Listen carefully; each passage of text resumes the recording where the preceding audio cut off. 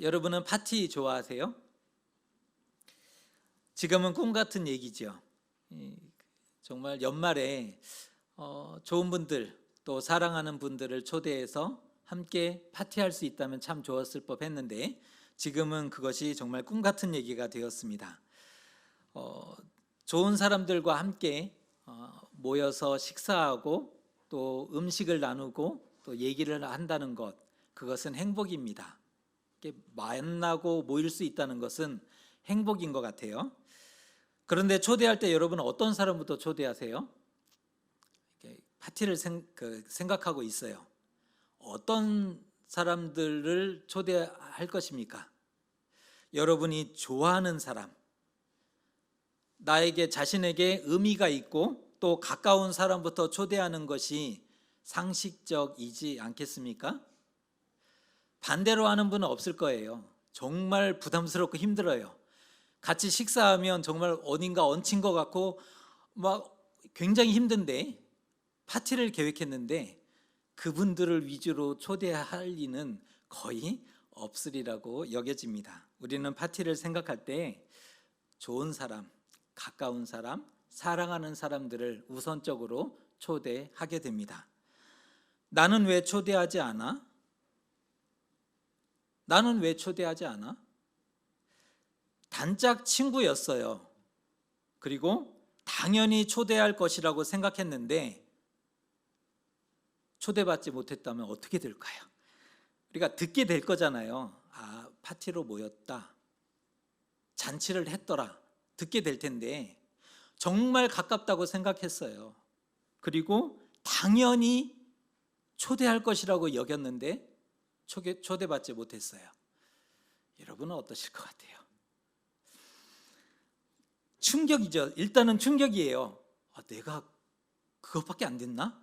라는 충격, 또 배신감이 다가올 겁니다. 그렇게 잘 도와줬고 함께 했고 어려울 때 함께 울었는데 이게 뭐지? 아마 충격과 배신감에 사로잡히게 될 것이고 상처로 남게 될 겁니다.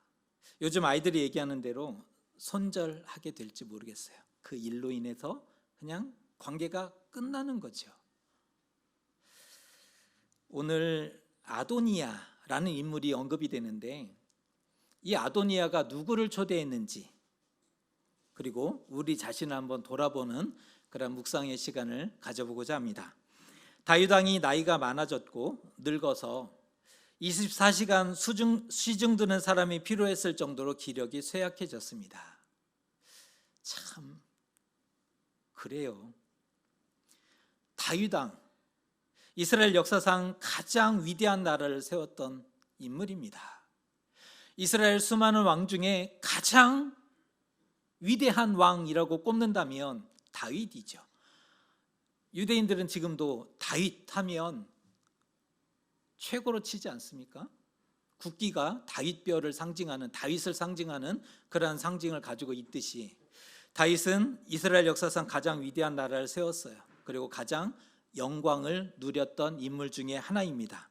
그런데 그 역시 세월을 피할 수는 없었던 거죠. 세월 앞에 장사 없다는 그런 말이 있지 않습니까? 세월 앞에 그 누구도 장사는 없는 법입니다. 필경 한 시대가 가고 이제 다른 시대가 찾아올 것이 분명합니다. 아무리 영광스러운 시대가 있었다 하더라도 이 시대는 갈 것이며 필경 다른 시대가 찾아올 것이 분명합니다. 하지만 어찌된 일인지 다윗은 그때까지 자신의 기력이 쇠해서 이불을 덮어도 따뜻해지지 않은 그런 상황이 되어버렸는데 어찌된 영문인지 그때까지 후계자를 지목하지 않았다는 거예요. 그러니 왕은 후계자를 지목하지 않아요.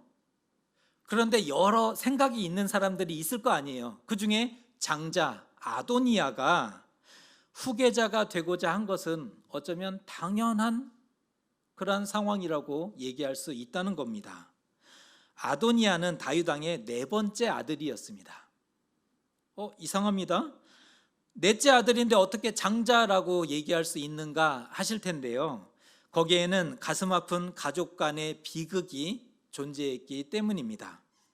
첫 번째 아들은 암논이었는데 셋째 아들 압살롬에 의해서 죽음을 당하게 되죠.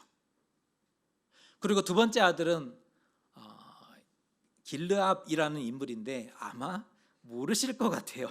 두 번째 아들은 길르압입니다. 그런데 성경은 길르압에 대해서 기록해주고 있지 않아요. 다른 기록이 나와 있지 않아요. 그래서 신학자들은 그는 어려서 죽었을 것이다. 어떠한 이유로 그는 일찍 죽었음이 분명하다라고 그렇게 추측하고 있는 겁니다.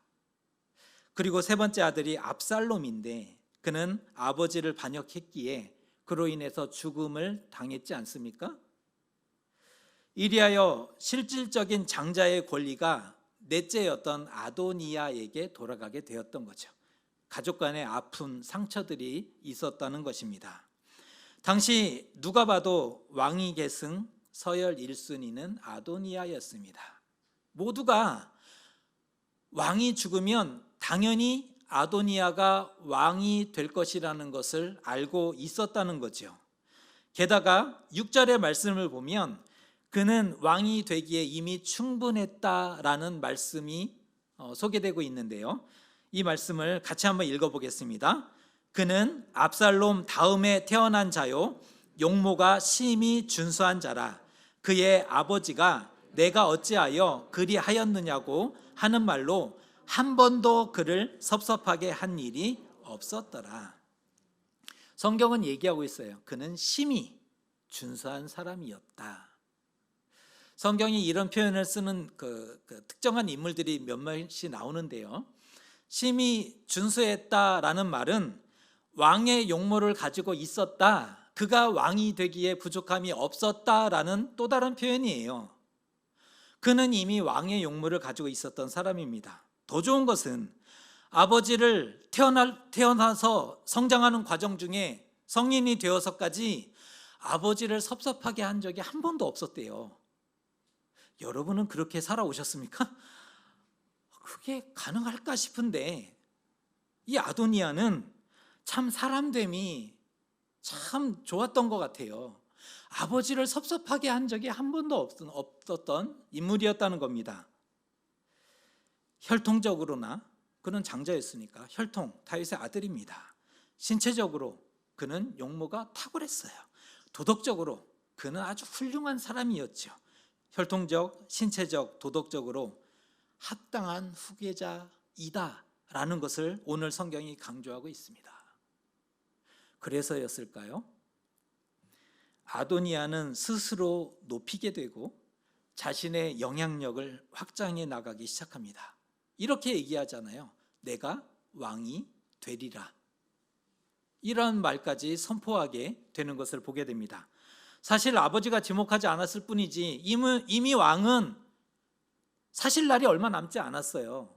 다만 아버지가 지목하지 않았을 뿐이지 다른 모든 사람들은 신하들은 그가 왕이 되리라고 생각했습니다. 주위에 다른 사람들이 점점 많아지는 거예요.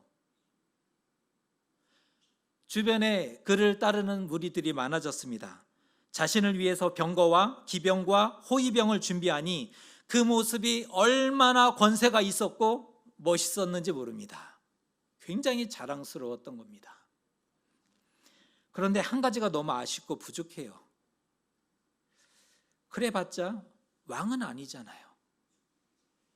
그렇게 권세가 있어 보여도 그래봤자 아직 왕은 아니기 때문이죠. 그래서 다음 단계로 넘어가는데 그 다음 단계의 일을 7절은 이렇게 표현합니다. 아도니아가 스루야의 아들 요압과 제사장 아비아달과 모이하니 그들이 따르고 도우나. 요압 장군, 군대 장관이었던 요압 장군이 나오고요. 제사장이었던 아비아달이 나와요. 그들과 모의해서 마침내 거사를 단행하기로 합니다. 어떠한 계획을 세웠는지 아세요? 파티하는 거예요. 양을 잡고 충분히 넉넉한 양을 잡고 소를 잡아서 자신의 모든 동생들과 왕의 신하였던 유다 사람들을 다 청해서 잔치를 하자, 이러한 계획을 세웠던 겁니다. 그런데 여기서 나오는 잔치는 단순한 잔치가 아니었고, 여기서 나오는 잔치는 왕됨을 선언하는 왕의 즉위식 축하연에 해당되는 잔치였습니다. 왕이 즉위하는 축하연 잔치였다는 거예요. 통상 이러한 잔치에서는 충성을 맹세합니다. 잔치에 참여했던 사람들은 초대한 사람에게 충성을 맹세하고 서로 언약을 맺는 의식이 동반되었다는 거예요. 잔치에 초대받았던 수많은 사람들이 아도니아 왕에게 충성을 맹세하고 언약하게 됩니다. 왕의 장자인 아도니아, 군대 장관이었던 요압, 대제사장이었던 아비아달, 그들의 뜻이 하나가 되었어요. 게다가 왕의 모든 신하들, 유다 사람들 역시 함께하고 있으니 이미 왕의 계승은 사실상 끝난 겁니다. 그는 이미 왕이었어요. 오늘 이 장면은 그는 이미 왕이다 라고 보기에 충분했다는 겁니다. 아도니아가 앞서 두 실력자였던, 당대 가장 실력자였던 두 사람, 요압과 아비아달을 자기 편으로 삼았다 하는데요. 여러분, 이 두 사람이 누구인지 아십니까? 먼저 언급됐던 요압, 그는 현직 군대 장관이죠. 그런데 자신의 자리를 지키기 위해서 경쟁자들을 가차없이 처단했던 그러한 인물이었습니다. 그가 처단했던 인물이 아브넬인데요. 처음 다윗이 유다의 왕이 되고 7년 후에 온 이스라엘의 왕이 되지 않았습니까? 처음 유다의 왕이 되었을 때는 아직 사울을 따랐던 북쪽 10개의 지파들을 다 통솔하지 못했다는 거예요. 그래서 7년 동안 유다 왕이 되었는데, 북쪽의 군대 장관이었던 아브넬이 정치적인 이유로 다윗에게 귀환합니다. 다윗 왕이여, 내가 온 이스라엘을 당신에게 돌리겠습니다 라고 다윗에게 와서 청을 하게 됩니다. 하지만 이때 요압이 반대합니다. 이건 음모입니다. 이렇게 얘기하면서 왕명을 거절하고 아브넬을 죽이게 되죠. 나라가 크게 혼돈에 빠질 수 있는 그런 위협을 자초했던 인물이 요압입니다. 또 한 명의 인물을 죽이는데, 사촌 동생이었던 아마사가 자신을 제치고 군대 장관으로 이렇게 세워지게 돼요. 임명되게 되는데, 말하자면 자신은 군대 장관이었다가 좌천되고 자신의 사촌 동생이었던 아마사가 군대 장관으로 임명되니까 이게 흑심을 품게 된 거예요. 왜? 그 자리는 누구 거예요? 내 건데. 흑심을 품게 되고, 마침 그때 세바의 반역이 일어나게 되는데, 아마사가 군대를 잘 지휘하지 못했던 것 같아요. 세바의 반역을 어떻게 해결하지 못하는 거예요. 시간은 계속 지체되고 우왕좌왕하게 되니까 이를 빌미로 요압이 죽이게 됩니다. 뿐만 아니라 압살롬이 반역이 일어났을 때 그 압살롬과 다윗의 따랐던 부하들이 마지막 일전을 벌이게 되는 장면에서 왕이 이런 부탁을 해요. 비록 압살롬이 반역을 했으나 내 아들 압살롬을 살려달라라고 요압에게 부탁을 합니다. 하지만 왕의 부탁임에도 불구하고 압살롬이 어떻게 할 수 없는 그러한 꼼짝달싹하지 못하는 그런 상황임에도 불구하고 요압은 끝내 죽이게 되죠. 보면 다윗이 크게 불편하게 생각했던 가깝고도 먼 인물이 요압입니다. 여기서 가깝다라고 얘기했던 것은 다윗의 조카였기 때문이에요. 누나의 아들이었으니까. 그래서 가까워요. 조카니까. 하지만 먼 인물이에요. 정치적으로 늘 불안하고 통제되지 않는 인물이었기 때문입니다. 그런데 지금 서로의 필요가 딱 맞아지고 있어요. 요압은 정치적인 욕망이 야욕이 가득했던 인물인데 아도니아가 왕이 되면 자신은 이인자, 굳건한 이인자가 될 수 있었기 때문이죠.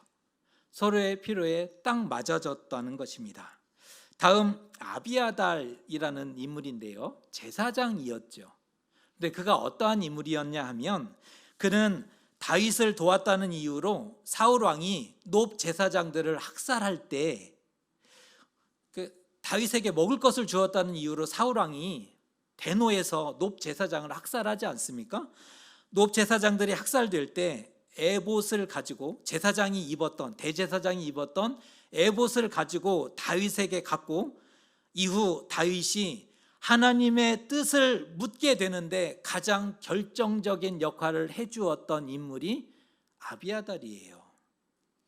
아비아달 전후가 달라요. 다윗의 인생에서 아비아달이 대제사장의 옷 에봇을 가지고 다윗에게 갔기 때문에 다윗이 아비아달을 만난 이유는, 이후로는 하나님의 뜻을 적절하게 묻고 하나님의 뜻대로 행하는 것을 보게 돼요.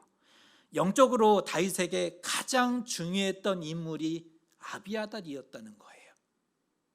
다윗이 압살롬의 반역으로 인해서 급히 예루살렘에서 피신을 가야 했을 때 여전히 그는 예루살렘에 남게 됩니다. 대신 남아서 압살롬의 그 비밀을, 계획을 다윗에게 전달함을 통해서 피난 중에 있었던 다윗과 그와 함께 했던 사람들을 다 살리게 되는 공로를 세웠지 않습니까? 그리고 반역이 해결되고 예루살렘으로 돌아올 때 가장 선두에서 그 복귀를 도왔던 인물이 아비아달이었다는 겁니다. 그는 시대를 보는 눈이 분명했던 사람입니다. 시대를 볼 수 있었던 인물이고, 자신이 무엇을 해야 하는지 사리 분별을 아주 잘했던 사람이 아비아달입니다. 그가 볼 때 아도니아가 가장 합당한 후계자였어요. 그가 보기에 지금 이 전국에서 아도니아가 가장 합당한 후계자였습니다. 당대 최고의 실력자들이 아도니아를 따르고 돕고 있어요. 이와 같이 아도니아는 자신에게 필요하다고 생각한 모든 사람을 다 초대했고 즉위식을 성황리에 거행했습니다. 왕의 신하들이 있으니 정치적인 후원을 확보했고, 군대 장관이 지지하니 군사적인 후원은 당연한 것이고, 대제사장이 지지하니 종교적인 기반도 얻었어요. 고대 사회에서 정치적인 후원과 군사적인 후원과 종교적인 후원을 얻었으면 다 가진 거죠. 모든 면에서 다 장악했어요. 가장 좋은 것은, 더 좋은 것은 뭐냐면 자신의 동생들까지 다 자신에게 들어왔어요. 자신의 왕됨에 대해서 아무도 이의를 제기할 동생들이 없어요. 혈육 중에 왕위 계승으로 인해서 형제간의 피를 흘렸다면 가슴 아픈 일이지 않습니까? 그게 아마 내용이 오래 갈 거예요. 하지만 지금 동생들도 형님 축하드립니다, 다 축하하고 있습니다. 그 어려운 왕위 계승이 성공적으로 이루어졌다 얘기할 수 있는 거죠. 이 정도만 해도 얼마나 감사한 일입니까? 순조롭게 순탄하게 모든 일들이 다 끝난 것입니다. 여러분은 어떻게 생각하세요? 일이 잘 되고 있는 것일까요? 일이 잘 되고 있는가? 뭔가 결정적인 것이 빠졌다라고 생각되지 않으십니까? 그는 도움이 된다고 생각한 사람들을 다 초대했어요. 도움이 되는 사람들, 실력자들을 다 초대했어요. 그런데 그 명단 어디에도 하나님은 없었다. 도움이 된다고 생각하는 사람들을 다 초대했는데 그 명단에 하나님은 그 어디에도 없었다는 겁니다. 하나님을 초대하지 않았다는 거예요. 이것만 봐도 아도니아의 삶에는 하나님이 없었어요. 도움이 되는 그 모두를 다 초대했는데 자신의 삶에는 하나님이 없었다는 증거 아니겠습니까? 하나님의 자리가 없었어요. 하나님이 중요하지 않았다는 거예요. 하나님이 중요했다면 초대했을 거예요. 그러나 그에게는 하나님이 중요하지 않았습니다. 이를 통해서 또 무엇을 우리가 알 수 있는지 아세요? 그와 함께하고 충성을 맹세했던 요압은 그저 사람에게 충성한 사람이었다 뿐만 아니라 아비아달은 영적으로 어두운 상태에 있는 사람일 뿐이었다. 그가 한때 다윗에게 하나님의 뜻을 전했던 사람일런지는 모르지만 지금은 영적으로 어두운 상태에 놓였다라는 것을 알게 되는 겁니다. 다 가졌고 완벽했고 이미 왕이었으나, 그렇죠? 아도니아 다 가졌어요. 그리고 이미 왕입니다. 그런데 일이 어떻게 되었겠습니까? 해피엔딩이 될 수가 없는 거죠. 원하는 대로, 꿈꾸는 대로 될 수 없었다는 거예요. 원하는 대로, 꿈꾸던 대로 되지 않았다는 겁니다. 아도니아는 하나님이 세우신 왕이 아니었어요. 스스로 왕이 되고자 한 사람일 뿐이었습니다. 하나님이 계시지 않으면 사람이 아무리 계획을 잘해도 잘 되기 어렵습니다. 하나님이 계시지 않으면 당연하고 마땅해도 그 자체가 복이 되지 않아요. 당연한 것일 수 있어요. 마땅한 것일 수 있을런지는 모르겠어요. 그런데 그것이 복이 되지는 않을 수 있다는 겁니다. 결국 아도니아는 왕이 되지 못했습니다. 오히려 그가 초대하지 않았던 하나님과 다윗 왕이 주도하고 제사장 사독과 여호야다의 아들 브나야와 선지자 나단이 조력해서 솔로몬을 왕으로 세우게 됩니다. 그날 아도니아가 스스로 왕이라 선포한 그날 그가 초대하지 않았던 하나님이 움직이셔요. 그가 초대하지 않았던 왕이 후계자를 지목합니다. 제사장과 브나야와 선지자 나단이 조력해서 솔로몬이 왕으로 그날 세워집니다.